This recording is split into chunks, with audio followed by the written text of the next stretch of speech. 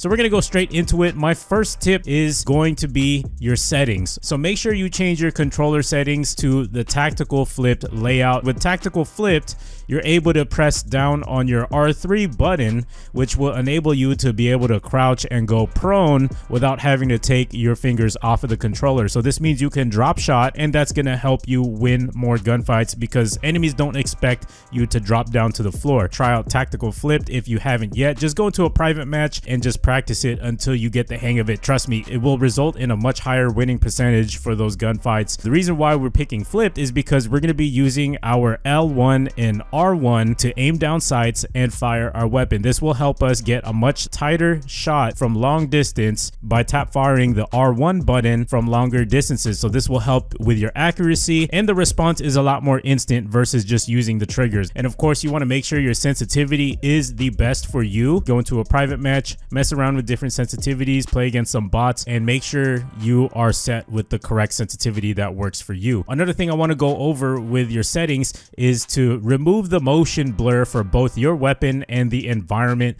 so that your gameplay is much crisper and cleaner. Have that film grain all the way down. And as for sound settings, I do highly recommend using the home theater audio mix and turning your music volume all the way down to 0.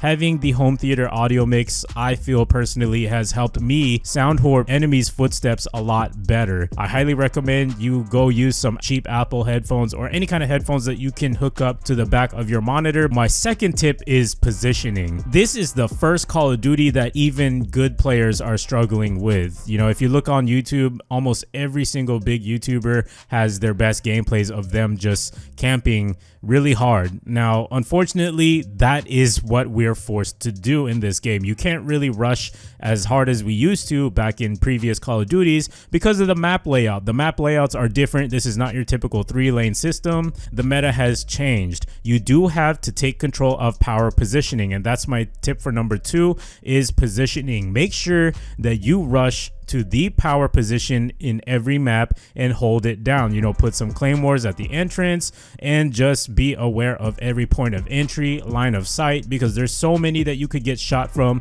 and you have to be on high alert. And unfortunately, you know, I hate to say it, you know, that's just the way you have to play this game. It's really tough to rush around. Slow your game down. Stop rushing. You may not agree with that tip, but get into a game right now and try to rush around like you used to in Black Ops 4. It's just not going to work. You're going to get shot from different directions from people who are holding down positions. So if you can't beat them, you got to join them. Sadly, with the way these maps are designed and the way these footsteps are just so loud, people are forced to hold down power positions. So make sure that is what you do. You are going to stay alive a lot longer that way. This goes into tip number 3, which is sound whoring. So the footsteps are louder in this game, but unfortunately your teammates' footsteps do sound similar to enemy footsteps, and it's really hard to distinguish between the two. This is where you have to use the minimap. Even if it's not the same that we've seen in every Call of Duty, whenever you hear footsteps around you, make sure you check the minimap to see if you actually have teammates around you.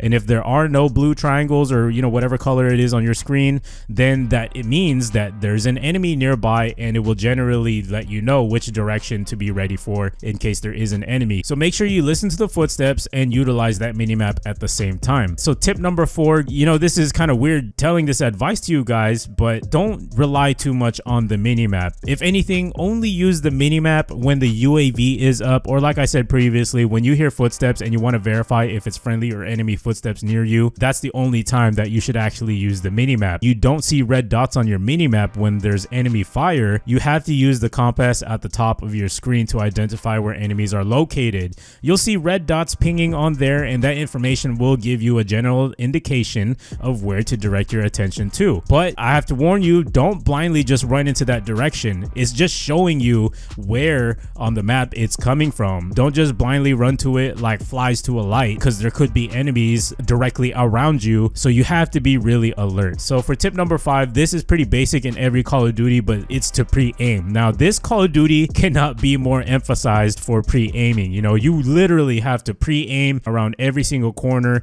and mounting around corners when needed. Mounting is in this game for a reason. The devs knew exactly what they were doing, so that's why they included mounting. And mounting will also reduce the recoil on your weapon when firing, and it also helps conceal your body as well. So whenever you get a chance, mount on corners and take a peek. That way you have the advantage over the opposition versus just running out blindly. For tip number 6, if you're looking for a secondary to use, I would highly recommend equipping a rocket launcher to take down enemy UAVs. This will make a huge difference in the tempo of the game. Taking away the intel that the UAV gives your enemies will dramatically reduce their chances of killing your team and winning the game. So make sure you've got a launcher on and equip it accordingly. And the cool thing is, since enemy fire doesn't show on the minimap, they won't even see you taking down the UAV in your location. Taking away the enemy UAVs will actually result in a much more leveled playing field, so to speak. Tip number 7, and this is something that people don't think about too much, I would highly recommend to not use your super sprint too much. Now, if you don't know what that is, or even if it existed,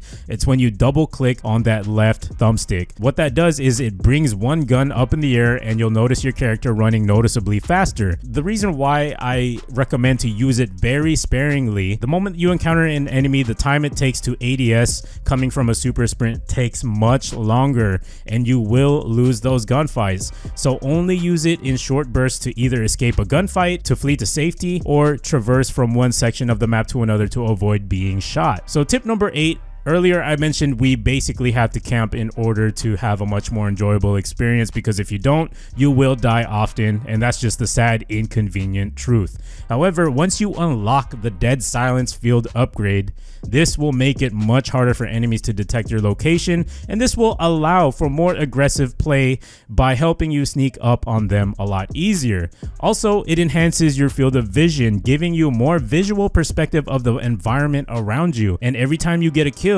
while having Dead Silence in effect, it resets the duration for which it is working, basically giving you unlimited Dead Silence. This is definitely going to give you an upper hand if you just want to run and gun and just sneak around and flank enemies. They won't even know that you're coming because they can't hear your footsteps. For tip number 9, going to how big that the maps are in Call of Duty Modern Warfare, my tip for number 9 is to burst fire or pulse fire to control the recoil. This Call of Duty has the most recoil we've ever seen, so get in the habit of tapping your right trigger button in short pulsing bursts to achieve a much more accurate shot from longer distances. Of course, only do this if you need to engage in medium to long range type of gunfights, and this will definitely result in a lot better accuracy in controlling that recoil. For my last tip, tip number 10, let's talk about the best guns to use, especially if you're just starting out as a low level. I recommend using the M4A1. It's pretty much versatile for almost any of the maps, and it's reliable even without attachments.